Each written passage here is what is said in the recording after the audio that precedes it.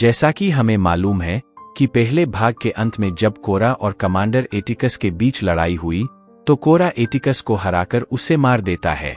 लेकिन ऐसा सिर्फ कोरा को लगता था, असल में तो एटिकस अभी भी जिंदा था। तो अगर आपने इसका पहला भाग नहीं देखा है तो डिस्क्रिप्शन में आपको उसका लिंक मिल जाएगा, जाके देख लीजिए। अब मूवी शुरू होते ही हम मदर वर्ल्ड की वारशिप को देखते हैं, जहां पर हम एटिकस को जिंदा देखते हैं और होश में आते ही वो सबसे पहले अपने सिपाही को आदेश देता है कि जहाज को बेल्ट ग्रह की तरफ ले जाने के लिए, जहां कोरा और बाकी योद्धा मौजूद है। वहां कोरा सभी योद्धाओं के साथ गांव में पहुंचती है, जहां गांव वाले उनका स्वागत करते हैं और उनकी जीत की खुशी मनाते हैं। यहां हम उस सिपाही को भी देखते हैं जो अपने ही लोगों के खिलाफ जाकर श्याम नाम की एक लड़की की जान बचाई थी। वह अब गांव वालों के साथ ही रहता था और वह एक यंत्र के जरिए उनके जनरल से बात करता था ताकि उन्हें इस पर और गांव वालों पर शक ना हो। पर उसे क्या पता था कि एटिकस को सब कुछ मालूम पड़ गया है। अब जनरल उसे कहता है कि हम 5 दिनों बाद वहां पहुंचेंगे, तब तक अनाज तैयार रहना चाहिए। और जब यह बात बाकी सभी को पता चलता है तो सबके होश उड़ जाते हैं, क्योंकि उनके कमांडर के मरने के बाद उन्हें मदर वर्ल्ड वापस चले जाना चाहिए, जबकि वे लोग अनाज लेने यहां आ रहे हैं। फिर ये सभी लोग एक योजना बनाते हैं और टाइटस सभी गांव वालों के मन में हिम्मत जगाता है ताकि वे सभी इनका साथ दे सकें। वह कहता है कि मैं जानता हूं कि आप सब लड़ने में कमजोर हो, लेकिन आपकी असली ताकत यह फसल है। जब तक हमारे पास ये अनाज है तब तक वो लोग हमें नुकसान नहीं पहुंचाएंगे, क्योंकि उन्हें इस अनाज की बहुत ज्यादा जरूरत है। इसी दौरान गुनार अपने दिल की बात कोरा को बता देता है और आखिरकार उन दोनों का टाक्का भिड़ ही जाता है। फिर कोरा गुनार को उसकी सारी सच्चाई बता देती है।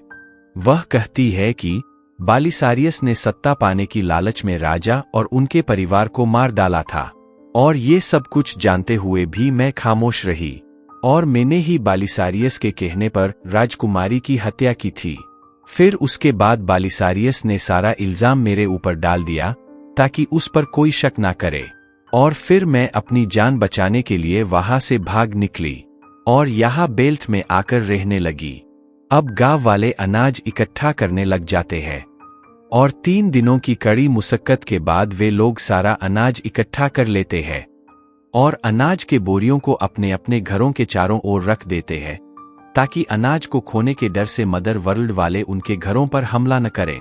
फिर वे सब जंग की तैयारी में लग जाते हैं और उनके पास उन सिपाहियों का बंदूक भी होता है जिनको कोरा ने मारा था।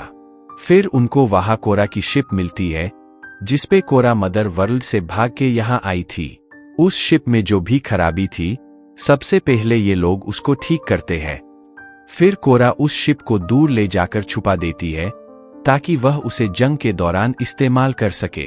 फिर वहां वो वार रोबोट आता है तो कोरा उसे उनके साथ जंग लड़ने को कहती है, पर वार रोबोट उससे कहता है कि तुम लोग कभी भी मदर वर्ल्ड का मुकाबला नहीं कर सकते हो।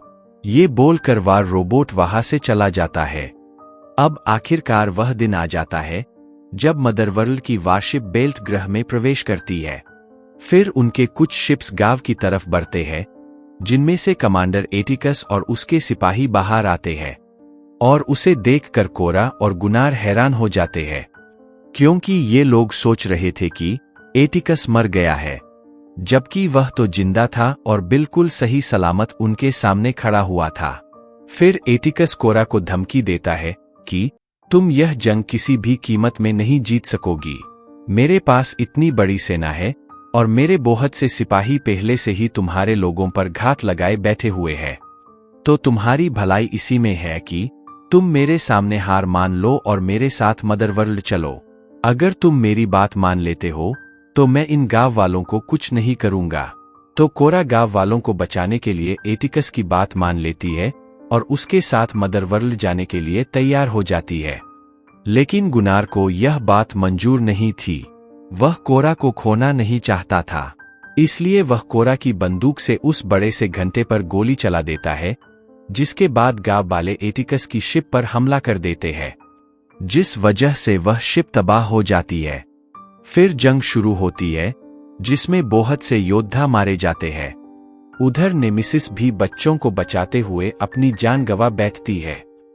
इसी बीच एटिकस एक शिप लेकर वॉरशिप की ओर जाने लगता है, तो कोरा और गुनार अपने शिप में बैठकर उनके पीछे जाने लगते हैं। मदरवर्ल्ड के लोगों को लगता है कि ये भी उनकी शिप है, तो वे कोरा की शिप को भी वॉरशिप के अंदर ले लेते हैं। यहाँ मदरवर्ल्ड के सिपाही एक बड़े वॉर मशीन के साथ गाव की ओर बढ़ रहे होते हैं। अब एटिकस उसके पायलट को गाव को उड़ाने का आदेश देता है। उधर कोरा सिपाहियों से बचकर वॉरशिप की इंजन रूम तक पहुंच जाती है और वहां के कोर रिएक्टर में टाइम बम लगा देती है। उधर गाव वालों को बचाने के लिए वॉर रोबोट आ जाता है और वह मदरवर्ल्ड के सारे सिपाहियों को मार देता है। फिर वह उस वॉर मशीन के अंदर चला जाता है और उसके अंदर बम फेंक कर बाहर आ जाता है, जिससे कि वह वॉर मशीन तबाह हो जाती है। अब जैसे ही मदरवर्ल्ड की वॉरशिप गाव पर हमला करने जाती है, तो वो सारे बम फट जाते हैं, जिस वजह से वॉरशिप नीचे गिरने लगती है। अब आखिरकार कोरा और एटिकस का फिर से आमना सामना हो ही जाता है। फिर दोनों के बीच लड़ाई शुरू हो जाती है। इसी बीच एटिकस गुनार को गोली मार देता है। फिर एटिकस कोरा पर हावी होने लगता है। फिर एक वक्त पर एटिकस कोरा को मारने वाला होता है कि गुनार एटिकस के पीठ पर तलवार घोंप के कोरा को बचा लेता है। अब कोरा एटिकस का सर धड़ से अलग कर देती है।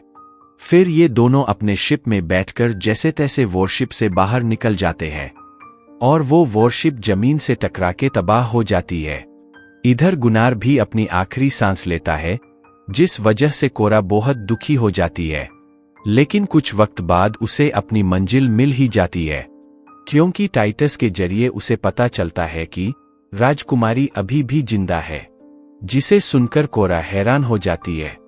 फिर टाइटस कहता है कि जो लड़की अपनी शक्ति से मरे हुए चीजों को जिंदा कर सकती है, उसे कौन मार सकता है।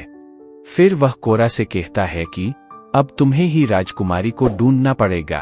तो अब कोरा को अपनी गलती सुधारने का एक मौका मिल जाता है और वॉर रोबोट कोरा से कहता है कि अगर ये बात सच है तो मैं भी तुम्हारे साथ चलूंगा, क्योंकि राजकुमारी की हिफाजत करना मेरा फर्ज है। और इसके साथ यह मूवी यहीं पे खत्म होती है। मिलता हूं आपसे अगले वीडियो में।